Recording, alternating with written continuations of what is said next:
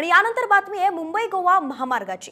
तंत्रशुद्ध पद्धतीने मुंबई गोवा महामार्गावरील खड्डे बुजवण्यात येतील असं आश्वासन मुख्यमंत्री एकनाथ शिंदेंनी दिलंय। त्यांनी आज मुंबई गोवा मार्गाची पाहणी केली। गणेशोत्सवापूर्वी कोकणवासियांचा प्रवास सुकर होईल अशी ग्वाही यावेळी मुख्यमंत्री शिंदेंनी दिली आहे। तर खड्डे बुजवण्याचा कोणताही उद्देश नसून नव्या टेंडरचा उद्देश असल्याचा टोला जयंत पाटलांनी लगावलाय। आरएमसीचा आणि जिओ पॉलिमरचा एक मिक्स मेथड आहे। दुसरं एक आहे रॅपिड क्विक हार्डनर M60, हा एक मेथड आहे। त्याच्याने आपण खड्डे भरतोय।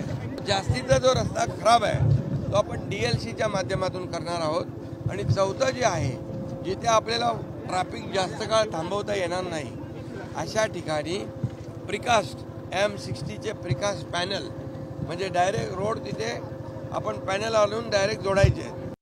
किंवा गणपती तोंडावर आलेला असताना मुंबई गोवा रस्ता पूर्ण करण्यात सरकारला पुन्हा सतत अपयश आलेलं आहे।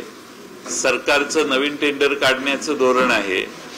जुने रस्ते आणि त्याचं काम आणि त्याची निगा राखणं यात सरकारला जास्त इंटरेस्ट नसतो असं गेले 4 वर्षात 5 वर्षात बऱ्याच वेळेला आम्हा सगळ्यांच्या निदर्शनाला आलेलं आहे।